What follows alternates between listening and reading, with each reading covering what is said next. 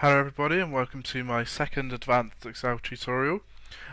This tutorial is going to teach you how to create your own formulas essentially by defining them using the define feature.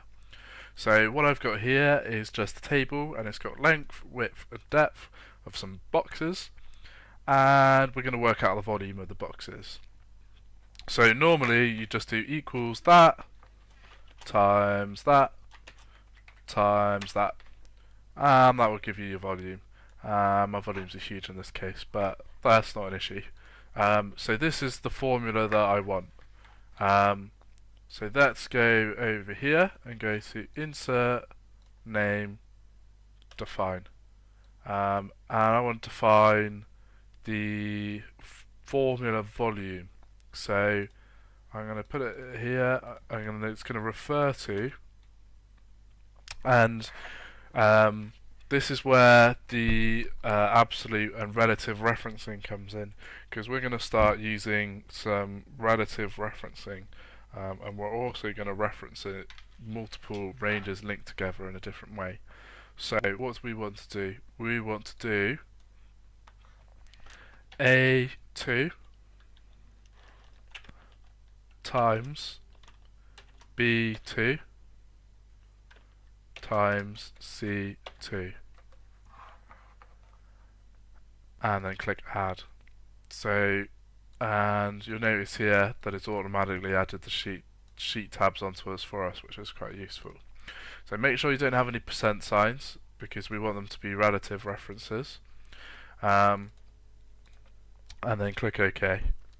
And then what we can do is we can go equals volume, enter, and then it's going to work out the volume for us.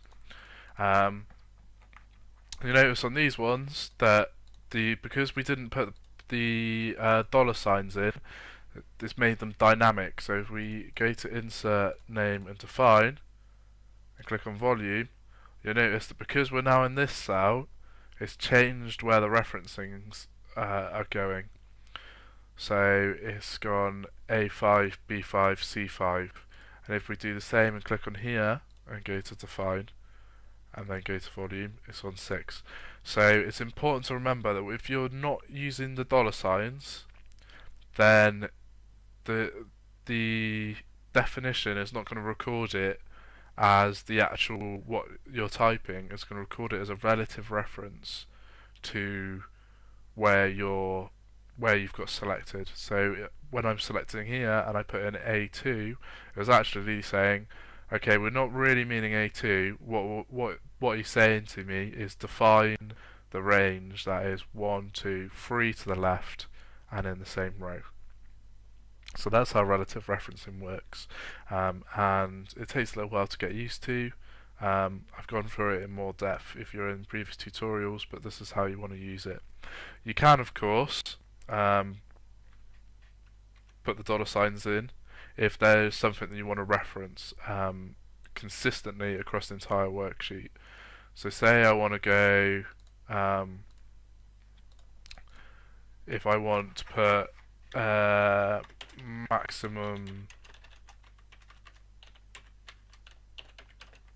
volume here, and I want to say define that, so maximum volume, let's make the maximum volume 100, 100,000. Let's call that max underscore vol. And then in here, let's go to Insert, Name and Define. Volume. We can then do this one of two ways. So we can either go, and let's put a little if statement in, if all of those are less than max underscore vol, comma. So if the volume is less than the max volume, then we want to go not spilt. Otherwise, we'll put spilt.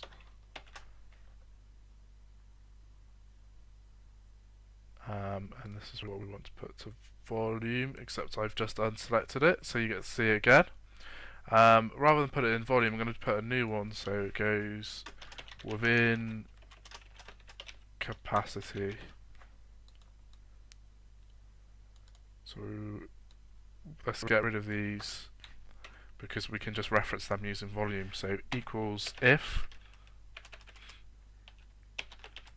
volume is less than max underscore vol, comma, not spilt. Make sure you put a load of typos in. Spilt. Add. Okay. So within. Make sure you've got 8 within capacity. And I can't handle it. I'm gonna have to get rid of it. So let's put equals within capacity. There we go. Enter.